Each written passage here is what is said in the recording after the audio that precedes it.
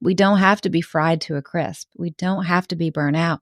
We can learn small things that we can do every day to help us feel better.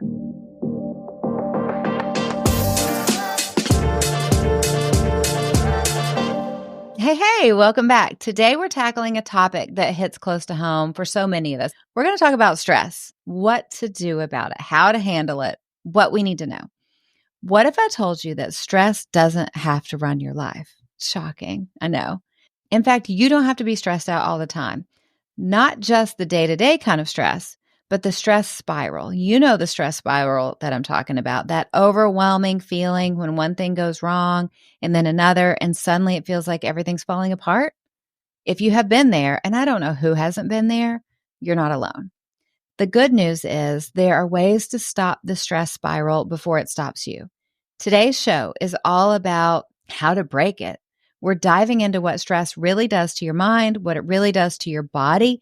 This has been a fascinating learning curve for me, and why stress can feel so out of control, but most importantly, how you can break free.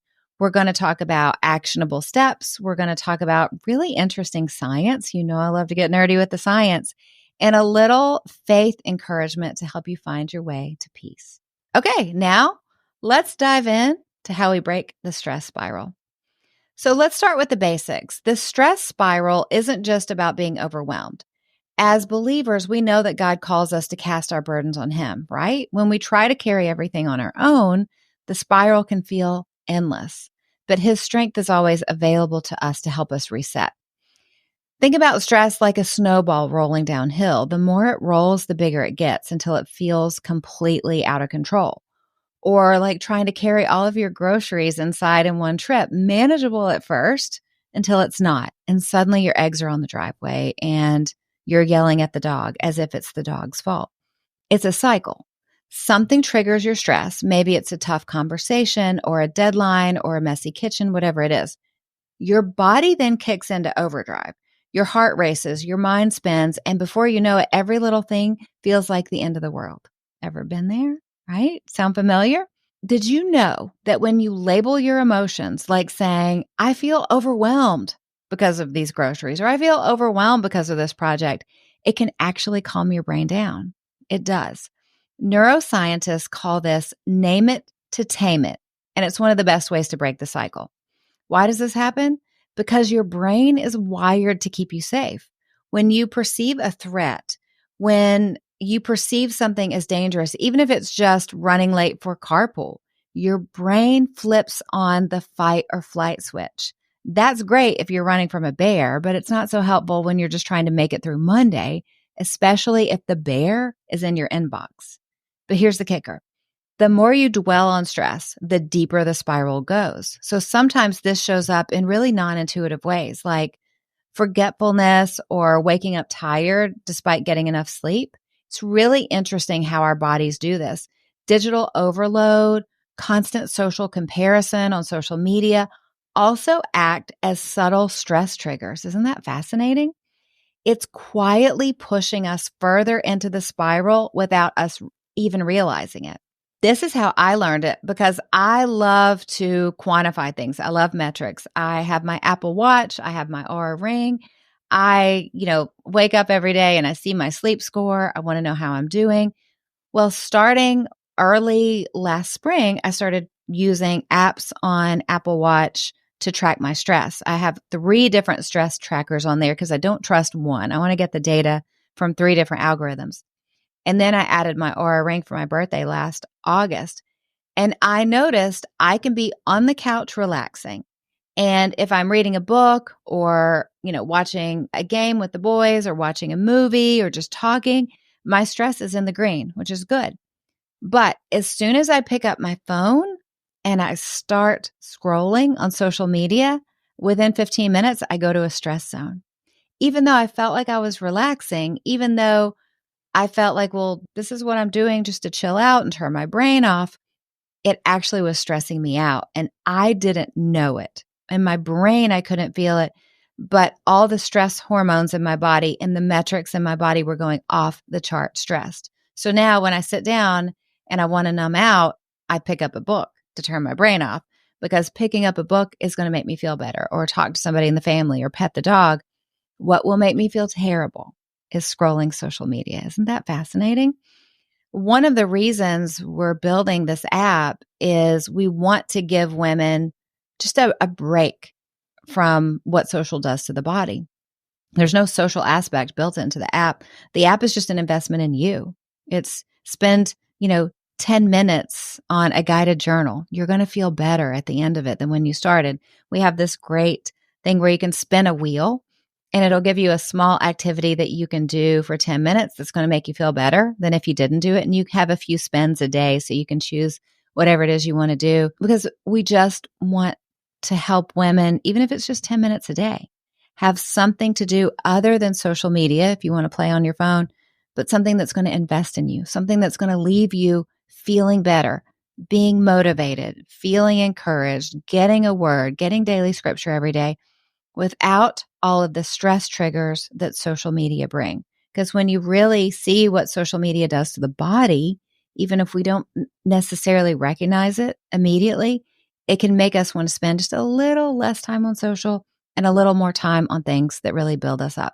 So going back to that, these metrics, the things that show that something is stressing your body, when you're on social, these are your body's subtle signals that it's stuck in stress mode. Even if you don't consciously feel overwhelmed, your body floods with cortisol. That's the stress hormone. And suddenly everything feels harder. The dishes, impossible. The email, no way, overwhelming. If it sounds familiar, it's because everyone's brain reacts like this. Not just my brain, not just your brain. No one is exempt from this. It's the biology of how our bodies and how our brains work. Okay, let's talk more about science, because I love a good aha moment. Here's something that's super surprising. Short walks outside can be as effective for stress relief as meditation. And meditation is super, super effective. So just imagine stepping outside, feeling the sun on your face, and taking in the fresh air. It's like your brain saying, oh, so we're not being chased by imaginary deadlines right now? Cool. In just 10 minutes, your cortisol levels will drop, your brain starts to reset, and here's what's crazy. Chronic stress isn't just mental, it can physically shrink your brain. But the good news is you can reverse it. Every time you practice gratitude, every time you practice mindfulness, which is just being aware of what's going on, checking in with yourself, every time you spend time in prayer, you're creating new neural pathways that help you respond to stress better. Your brain is like a path in the woods, okay? Each positive habit clears the trail, making it easier to walk that path next time. So imagine yourself at first, if you've been stressed for a long time, that's how I was last spring when I first started working on this. I imagine woods in front of me, and I have a big machete and I am chomping through the woods, trying to get through, trying to build a new path for my brain, because my brain was used to being chronically stressed all the time. But now those roads are cleared out. I have built new pathways, but at the beginning it was really, really hard. My arm hurt. The machete was heavy. There was a lot of path clearing to be done, but I've done the hard work and my brain knows easier paths now. And I love that visual. As I said before, chronic stress can literally shrink your brain. Studies show that prolonged exposure to stress hormones can reduce the size of your hippocampus. That's the part of your brain that's responsible for memory and emotional regulation. Take that in for a second. I'm going to repeat it. Prolonged exposure to stress hormones. And again, social media causes stress hormones, not just the kids flipping out or the bills coming in. Prolonged exposure to stress hormones will reduce the size of your hippocampus. That is the part of your brain that's responsible for memory and emotional regulation. That's why you forget where you put your keys or you feel completely on the edge for no reason. It's stress. And the truth is, stress doesn't just live in your mind. It affects your entire body. Let's take 2 minutes and talk about two types of stress. There's acute and there's chronic stress. Acute stress is short term. It's the kind of stress that you feel when you're rushing to meet a deadline or giving a big presentation. Your body's stress response kicks in, it helps you focus, and then it dissipates once the challenge is over. The other kind of stress is the stress that most of us are in all the time, and it's very, very dangerous to our bodies. It's chronic stress, and chronic stress is ongoing. It's like the constant pressure from financial struggles or toxic relationships or just juggling too many responsibilities without relief. This is the stress that wreaks havoc on your body and your brain all the time. It keeps your cortisol levels elevated. It leads to burnout. It weakens your immunity, if you wonder why we get sick all the time when we're stressed. And it even leads to memory loss. And here's a wild one. Negative self-talk triggers the same areas of your brain as physical pain. I just did a show for you all about self-compassion. Self-compassion is important because we have to break out of the cycles of negative self-talk. Because if our brain gets triggered by negative self-talk that we're doing to ourselves in the same way that we register physical pain, imagine how much stress we're doing to ourselves, that we're hurting our brain. We're actually shrinking our hippocampus every time we beat ourselves up mentally, every time we're rude to ourselves, every time we don't show the kind of love to ourselves that God wants us to show. That's right. Being harsh on yourself actually hurts, literally. Shifting to self-compassion isn't just kind, it's protective. Because ongoing chronic stress raises your blood pressure, it disrupts your stomach, it's why your stomach feels bad all the time, it disrupts your digestion, and it weakens your immune system. Chronic stress is like running a marathon with no finish line. It wears you down little by little by little, leaving your body and your brain exhausted. It's like your body's alarm system is stuck on the on position. But here's where it gets hopeful. You know I'm going to make it hopeful. Neuroscientists have found that you can rewire your brain for calm and resilience. And as Christians, we know that God designed our brains with this incredible ability to heal and to grow. It's a reminder of His intentionality. It's a reminder of His grace in creating us. Restorative activities like journaling or mindfulness or prayer are essential to this process. For example, taking 5 minutes to breathe deeply. And yes, we will have breathing exercises in the app for you. Or writing down what you're grateful for in a guided journal. Those are things that can shift your brain from stressed to calm. It's something that simple. It's like a mini reset button for your day. What it does is these things activate your parasympathetic nervous system, which helps your body shift out of fight or flight mode. And over time, these practices are going to build new neural pathways that make handling stress easier and more natural. Again, at first, it's like chopping through the jungle with a machete, but it gets easier and easier all the time as you're clearing a path and you're making those new roads. This phenomenon is called neuroplasticity, and it reminds us that small, intentional actions can lead to positive change in your mental and your emotional health. So restorative activities like deep breathing, like prayer, they're really essential to this process because, like I said, they activate your parasympathetic nervous system. They're going to calm you down, and it's going to make handling stress easier. What I like to think about is how these things are a really powerful reminder that small, intentional actions have big impacts on our mental and our emotional well-being. We don't have to change everything overnight. We're not trying to change everything. We're not trying to stress ourselves out more. Small changes, big results. With neuroplasticity, it means that every time you practice self-compassion and gratitude and mindfulness, it is literally building new neural pathways that help you handle stress better. That's pretty cool, right? And like so many things that we do as women and leaders, when we learn to manage our stress better, when we learn to kind of get in tune with our bodies and build neuroplasticity, build new pathways in our brain, when we learn to stop the stress spiral, it doesn't just change our lives, it changes the lives of everyone around us. As you lean into God's strength, you show others what it looks like to trust Him with life's challenges. As you lean into caring for yourself differently, getting in touch with yourself, learning when your body is stressed. And I'll give you in the recommendation segments the apps that I'm using to map out my stress levels. When you learn what your body needs, when you learn what's good for your body and what stresses your body, it is a great example to everyone else. I mean, I feel like God really put me on this journey of learning how to manage my stress so I could go teach you. What happens when we manage our stress well is we become more present with ourselves and our kids and our spouse, way more patient with our spouse, trust me, and more effective in our work. Your calm creates calm for others. Your strength creates strength for others. And let's not forget about the spiritual ripple effect. When you partner with God on managing your stress, when you let Him teach you, when you let Him guide you on this path of the science behind how He created our bodies, you're modeling faith and partnership for those around you. God gave us our brains for a reason. He wants us to use it. He wants us to be smart and strategic. Let's use the science that God has shown people for our benefit. We don't have to be fried to a crisp. We don't have to be burnt out. We can learn small things that we can do every day to help us feel better. So if you've been stuck in that stress spiral, I hope today's show, I hope these tips are beneficial for you. Remember, you're not alone in this. God is with you, and He wants you to live in peace and not overwhelmed. So here's my challenge for you this week. Pick one small thing that we talked about today and put it into practice. You can come back and listen to the show again or watch the show later for a second thing, but just take one step to reclaim your peace.